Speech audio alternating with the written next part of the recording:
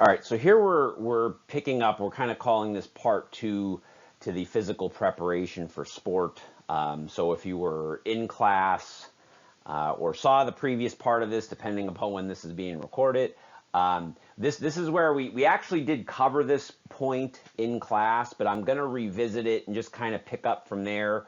So if you weren't in class, make sure to go back and review those other notes and get that information. So looking at just general program considerations, again, like I said, I did cover this in class, so if you were there and took notes on it, but again, just to kind of review, for the most part, again, you're going to limit your total working sets, between 12 and 30. That's a pretty big range. I will say that, again, typically early off season is where the working sets might be a little bit more. Again, here we're just referring strictly to the strength training part of the program. The reason why it could go lower is that at various times of the year, you're going to have a lower volume of strength work, particularly even in the later off season, moving into the preseason when you start to do sprints. You may even eclipse 30, depending upon what you're having your athletes do, but that's a good general working guideline. Okay, so again, not a hard, fast rule, general working guideline to go off of. Again, you're typically going to use some type of upper, lower, or total body split. So when we're talking here again about training team sport athletes, to get good stimulation of the muscle groups, you're probably, and again, typically you're probably going to want to stimulate muscle groups at least twice a week when you're looking at this. We do talk about, bodybuilding, how sometimes, bodybuilders will sometimes train a muscle group once a week. Again, typically they're doing a much bigger volume on those days. So typically you're better off, plus with everything else going on for the organization of training, you want to typically, you'll stress 2 times a week. For instance, the lower body, there could be times where as sprinting comes up, you could kind of reduce the volume of the lower body work just because of the amount of stress that goes on with sprinting. But that's typically what you're going to want to look to do. And again, pretty much off season and preseason 3 to 5 days. Then in season, obviously, that would get reduced to 1 to 2 when you're kind of approaching that. Again, no body part days per se. So upper, lower, total body split. You can't really have a chest day or a back day. When you're training team sport athletes, it doesn't tend to work out well. You don't tend to get, the muscle group stimulated, or you're trying to do too high a volume for, a body part area. Again, you have to consider what it is you're training. And again, as far as warm-ups, some different ways you could kind of warm up. Also consider doing maybe the accessory exercises. Again, we do talk about how in most cases, and we could have further discussion in class, or if you have questions about this, again, bring this up. This is, when we meet in class, because these are the kind of questions we can talk about. There's even sometimes a trend to do some accessory exercises before the main movement. It's been popularized lately by some individuals to, do high rep variations of what we would classically consider accessory exercises before the main movement. There's various individuals who have been proponents of this, and we could kind of talk about how that is. Now, I will say that typically if you do this, you're not doing them to failure or really close to failure if you are going to do that. Because again, you're just kind of typically looking to potentiate or get the muscles, activated before you do this. So, there's a difference between doing it as a warm-up or doing it as a pre-exhaust, and we could kind of discuss that. But that is an option you could do. Again, other ways to warm up. We had talked about like a lot of prehab movements that I still think are beneficial to do, particularly, for instance, in the upper body, muscles of the upper back and posterior shoulder, rotator cuff, doing some of that work ahead of time, for lower body, doing things for the hips, particularly for the, glute max, glute med, those muscle groups. Some basic stability exercises tend to work good in those situations. So again, here just looking at structure. So again, typically, and in most cases, your primary movements are first or will really be the main portion of the lift. Again, for example, on an upper body day, your pressing movement, lower body day, a squat, deadlift, squat and or deadlift. We could kind of talk about how to incorporate Olympic lifts into this. I would say in most cases, things like the clean and snatch are usually incorporated into a lower body day. Things like push press, push jerk are usually in the upper body days. Again, they don't always have to do the same movements. We'll talk about some programming structures. You don't want to get too crazy, again, with athletes that, are again, most of our athletes are not going to, you're not going to be dealing with, most of us are not going to be dealing with power lifters and bodybuilders. So, but you don't want to get too crazy with variation, okay? Because you do want athletes to sort of get a chance to learn the movements, adapt to the movements, and gain strength within that. So again, have your indicator lifts, like in this case, like a pressing movement. We kind of talked about why upper body pulling movements. You can do a primary upper body pulling movement if you want. You can't really use, they're tough to use as indicator lifts. Again, when we talked in other classes about testing, we did have that prone supported row, which you can use because there's a definitive start and stop, and you have stability with it. So you certainly can do something like that if you want. However, like for instance, like just a plain bent over row is typically not a great option to use because of technique and everything as people tend to start to get heavier with the movement. Again, you can modify based on needs. And again, as we have further programming discussions, we'll talk about this and start to think about questions you're going to have about applying movements, how and when to use them, and things of that nature. Then you have your secondary and assistance movements. Again, here we're primarily just looking at muscle balance, injury prevention, purpose, weaknesses. So these are the things you want to be thinking about. Again, for the most part, you're just going to look at what other muscle groups, getting them stimulated, just being efficient with what you're choosing with your exercises. We had talked about high-low programming in other courses. Again, this is another way that you could kind of use this. So again, high-intensity elements need at least 48 to 72 hours. And what we mean by that is high intensity as far as stimulation to the central nervous system, okay? So now you can do high intensity 2 days in a row, but remember we said the caveat here is that on the second day, the high intensity stimulus needs to be a short duration. So I gave the example in class how you can do, for instance, sprints, jumps, and then a, say, max effort lower body training session on, like, say, Monday. Tuesday, you could come back and do a max effort upper body, which again, max effort, lifting would constitute a high intensity element. But the reason why you can do that 2 days in a row like that is, number one, the high intensity element's going to be short. You're literally going to pick that the upper body lift that you do that day for max effort will be the only thing that is high intensity that day. The other thing is you don't have local fatigue because obviously you're working from a local fatigue standpoint, you're working different muscles, and you're only going to be in high intensity for a short amount of time. Now, if you do that, then say again, Monday was the max effort, lower body with your sprints and jumps. Tuesday was max effort upper body. Wednesday is going to definitely need to be pretty much almost a rest day or very low intensity. So you wouldn't want to do really anything of any nature of high intensity on that third day because you're going to want to make sure that they can recover, okay? And again, much like I talked about, and we'll discuss this more, consolidate high intensity stressors on days as best you can. You're better off putting multiple high intensity stressors on one day and having another day as opposed to spreading them out and just having too much as far as high intensity. And this is particularly true when you're talking about people that have a little bit more experience in training, or higher level athletes, because their outputs are going to be so much more. When you're dealing with really young athletes and, maybe individuals that aren't trained as hard, it's not so much of a concern because their outputs aren't as high. They're not as fast. They can't put out as much force. But for the most part, I think if you follow that rule, I think in the end, most of your programming tends to be a little bit more sound when you're training individuals.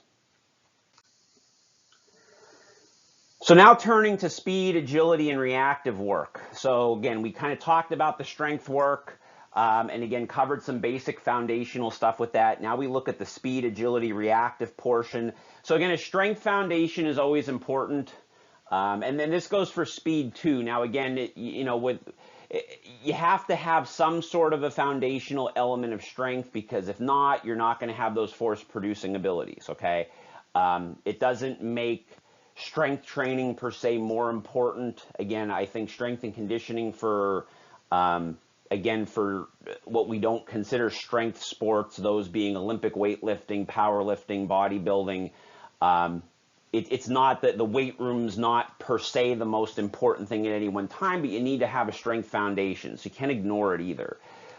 Straight ahead speed. So when we're looking at straight ahead speed, obviously sprint mechanics are important. So obviously when we look at sprinting and running events in track and field, that's where this is most important. But again, team-based sports, every team sport where sprinting is involved, or just any type of locomotion, you look at all the studies, the teams that are the most successful are those that have the greatest repeat sprint ability. So to start with, your foundation has to be, can you have good sprinting form? Okay, your fastest soccer or field hockey player or basketball player is never going to have the same sprint mechanics or be as sound as a 100-meter sprinter in track and field, but they should still have solid sprint mechanics to be able to sprint fast for a multitude of reasons. One is that so that they have success in their sport. The other is, as far as, like, again, when you look at injury prevention, the connective tissue injuries that can occur as a result of sprinting. And again, you can't replicate, you can kind of supplement the weight room work to help with that, but really nothing will mimic the forces and the speeds at which muscle contraction occurs outside of actually doing solid sprint work. So for instance, with hamstring strains, if you really want to prevent or at least try to mitigate hamstring strains from occurring, you need to have good solid sprinting. Notice I'm not saying conditioning, I am saying sprinting, okay? So sprinting for speed purposes requires complete rest intervals, okay? So again, you're not conditioning here per se, or let's just say metabolic conditioning. This is where you're working on speed, okay? So sprinting under, like, fatigue, doing 300s or running suicides, whatever, that's not speed work, okay? That's actually in some ways, depending upon how that's being implemented, it's counterproductive to speed work. So you have to do your speed work. For most team sport athletes, they exist in the range of acceleration, so that's an important point. So acceleration mechanics are the most important, but even if they don't hit max velocity a lot, max velocity distances are still a good training modality for athletes, just because of the forces and everything that applied. So even if you look at, say, a motion analysis of a position or something in a sport, even if they're not hitting max velocity, or if their max velocity distances are still shorter, which in team sports they typically are. Team sports max velocity is typically hit in under 30 meters. But it's still a very good training modality, particularly for, again, for the connective tissue and just for, CNS training purposes in general. So looking at speed, agility, reactive motion. So if we just look at the way agility could be defined, so, one good way of defining agility is efficient movement in any direction. Okay, and again, that could be any direction. Typically, when we think of agility, we think of like lateral cutting or diagonal motion. Forward and backwards, being able to stop and start, that's still agility, okay? So that's something to consider when you're looking at that. And we have to look at the ability to impart force. So when we look at the components of agility, we look at things like acceleration, body control, deceleration, stopping. Those are all things that can be done as far as agility is concerned.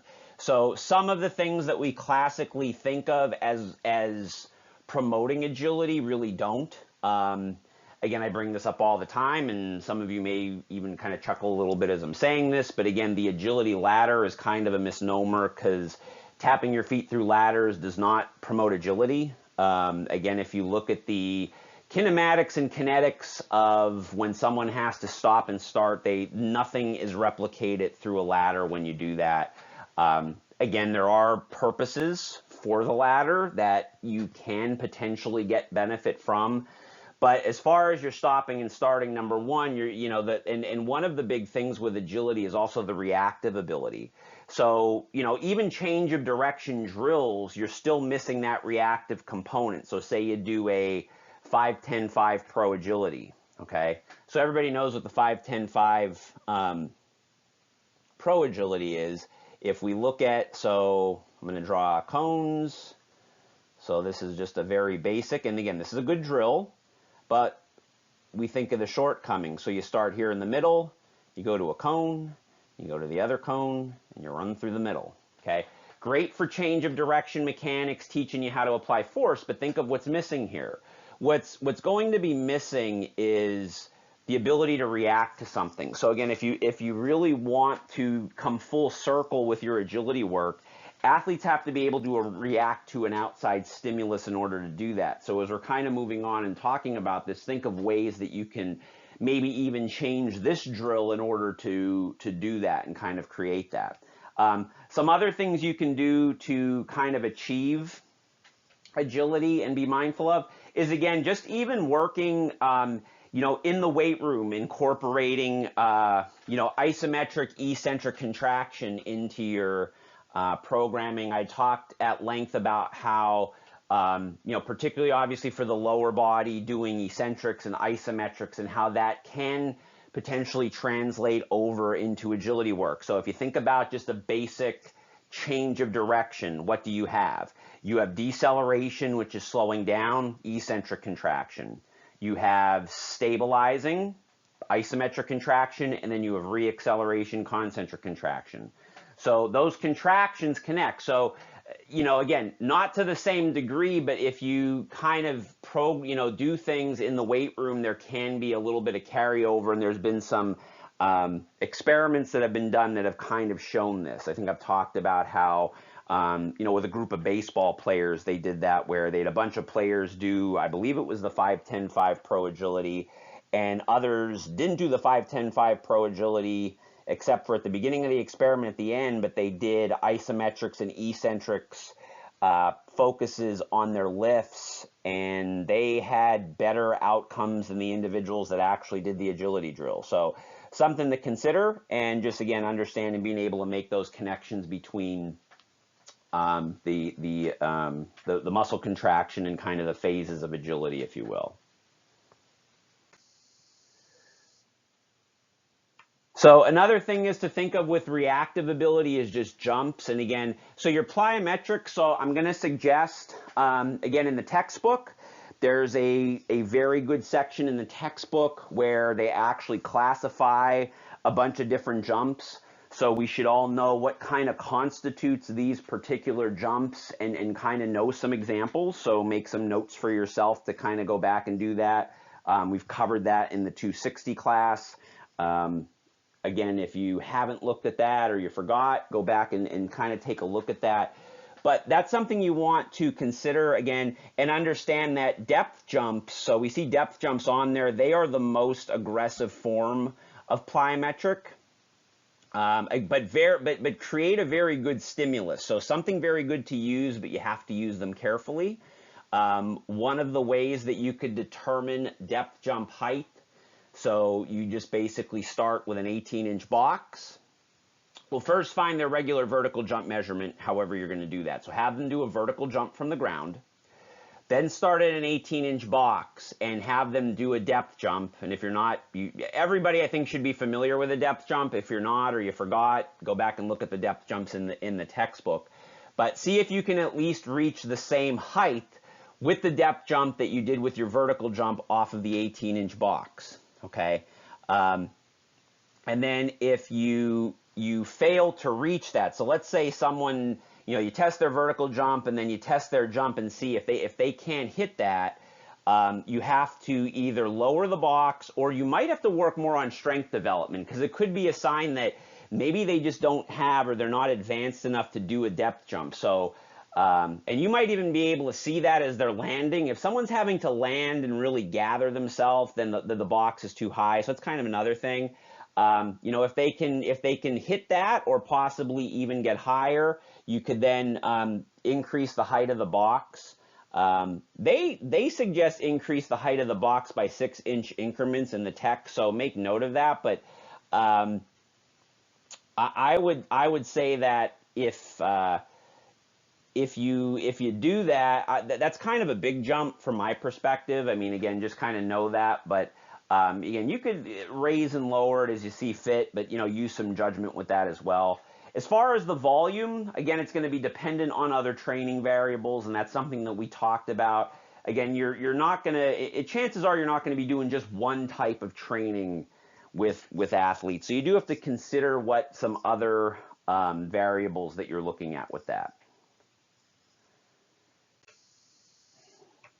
I'm just going to skip through. Some of these are links to videos. I'm going to show some videos in class for the purposes now. I am just going to click through these. So as I click through these, just kind of ignore it and move on with the video. I will show some stuff in class regarding a lot of this. So moving on to the metabolic conditioning, you need to match the demands of the sport. So you have to look at your energy systems. Most of your team sports, important note, are what we call alactic aerobic, meaning that they use the alactic or the ATP-PC system for their outputs, and they use the aerobic system for their recovery. Notice a lot of sports are not overly heavy or dependent on that middle system or the anaerobic glycolytic, okay? So lactic acid system is really, in a lot of sports, there are some sports where it matters more to train the anaerobic glycolytic.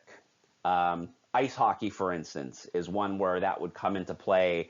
Some of your combat sports, which we're going to talk about separately.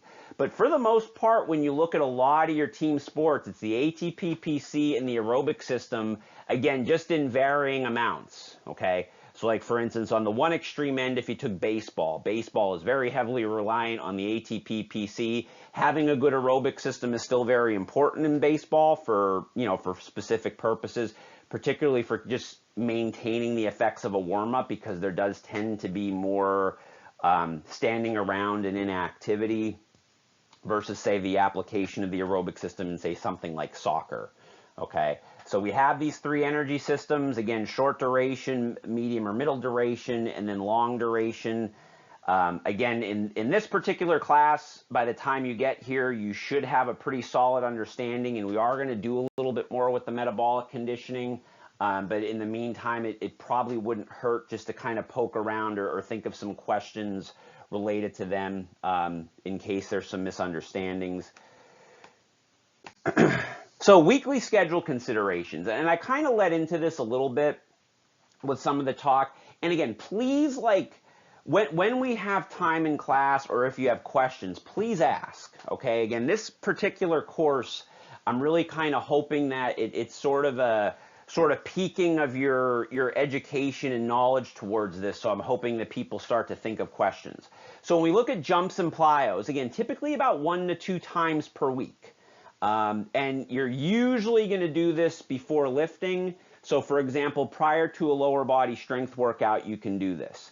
The only time typically you may do it, like, say, after lifting, is if you're using something like a complex training, where you're trying to use post-activation potentiation for the jump. So that's where you'd use a heavy squat and then do a jump soon after. That is something that you can do. Now, that's a more advanced technique and something we'll talk about.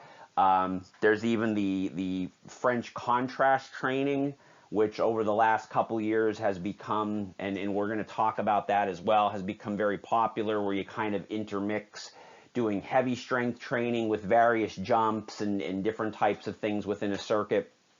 And we'll kind of go over that. But for basic purposes, again, 1 to 2 times a week before lifting, typically prior to, and the only reason why I think it's better to typically keep these on a lower body strength day is because, again, most of your jumps, now you could do upper body plyos as well, so keep that in mind, but you want to be careful with, again, your local fatigue and your muscle recovery. So like some people will say, well, do your upper body plyos, your lower body lifting, and then your lower body plyos and your upper body lifting. The problem there is that if you do that 2 days in a row, you're going to interfere with like just the structural recovery of the muscles, and that might be a little stressful going down the road. Whereas if you just do your jumps before you're lifting, you're really not gonna, it's not gonna affect your lifting negatively. And in some cases, it might actually make your lifting better. Jumps before lifting could actually sometimes almost be like I guess kind of a potentiator even, and you see many people do that. So that's something to consider. Sprints and speed work, again, quality over quantity. So again, 1 to 2 times per week. The idea here is that you're getting high quality speed work, non-track athletes. So the reason why we're kind of highlighting non-track athletes here is because for track and field, obviously the speed work is the sport. So their volumes could go a little higher. Non-track athletes, again, they typically are not going to hit huge volumes of sprinting in their sport. You want to keep it below 500 meters of total work. So that's kind of like your end point. So when you're kind of creating things, again, you'll kind of build up to that higher number over the course of time. The other key being here is you want to have complete rest between sprints. So typically what you look at is about a minute for every 10 meters up to about 60 meters. And then if you are going to sprint beyond 60 meters, you're going to want to consider increasing the time maybe a little bit. That you're not going to do with non-track athletes, you're not going to do too much beyond 60 meters. But typically they recommend about a minute for rest. So say, for instance, you run 10 meters, you would rest a minute before you do another 10 in most cases. Now we'll talk about alactic capacity and when you can shorten that, but for the most part, you look at about a minute rest. Agility, again, limit the number of drills. One of the things that I have found, and you can make note of this for when we start to, when you start to do some programming stuff in class, students want to do like a bunch of different drills in a workout. They want to do 5, 10, 5, a T drill and everything else. Limit the number of drills, okay? If your drill is covering what you want to do, you don't have to do 5 different agility drills. So pick 1, maybe 2 to work on. And again, your overall, again, 1 to 2 times per week, as far as like when you're going to do that. Strength, again, it's going to be based upon the split. So, we'll talk about, 3 days a week, 4 days a week, maybe 5 days a week. Most of the programs that you'll see typically written for team sport athletes, are typically from strictly the strength perspective, somewhere between 3 and 5 times a week. That would be off season, preseason. Metabolic conditioning depends on the goal. Again, to note, most sports are going to be alactic aerobic. So you want to make sure that you're, again, addressing that in the manner it needs to be done in. And we can kind of talk about where that could kind of fit over the course of the week. Now, just a little note about recovery. So these are some recovery modalities. So first of all, before we get into some of these things, and some things have fallen out of favor based upon some recent research, and we'll kind of talk about that. I still think they could have a place. So obviously static stretching, foam roller, again, really good for recovery, light activity on off days, extensive tempo conditioning. So again, this is a great way to work the aerobic system for team sport athletes. So, people will say, well, Jason, you don't like distance running, you don't like 1 mile and 2 mile runs for team sport athletes. How can they work their aerobic system? Tempo conditioning works really good. In the end, you end up typically running faster and you still work your aerobic system. So that is one way you can work the aerobic system. And it's also considered a low intensity when it's done in an extensive manner, meaning it's less than 70% intensity. It is considered low intensity. So there is a recovery component here that you can kind of get out of that. So this can be something done on low intensity training days or on your low day. You know, the whole thing with cold plunges and ice baths, again, when you're generally looking at passive recovery, what most people tend to miss, and you'll hear this a lot, is, again, sleep and nutrition. So the first thing you look at is, are they sleeping? Do they have good sleep habits? And are they eating well? If they're not doing that, cold plunges, ice baths, and all this other advanced stuff is not something to be looking at. They need to fix that stuff first. Because regardless, for the purposes of, you know, are they good or bad, I don't think is necessarily the thing. I think that sometimes people just utilize them. We have learned that cold plunges might not be the best thing, particularly if you are working on muscle hypertrophy, but that's something that, you know, is not a huge concern. So again, step one is sleeping, eating. Are they doing it? Then you can incorporate some of these other activities, and we can kind of talk about advanced recovery techniques. But, you know, for the most part, if they're doing that stuff, recovery should probably be fine, particularly for most young athletes. Obviously, if you're working with older athletes, professional level, as long as they're doing the foundational elements, then you could look at some more advanced techniques and start to look at the merits of certain types of recovery. Since this was an adaptation of a presentation that I gave in front of other professionals, I did just kind of give recommended sources. Again, your links that I've provided on Canvas can also serve as that as well, but you know, various places where I get information from, and these are just general references that you can utilize. And these are our learning outcomes, which you can use as a study guide for the next exam.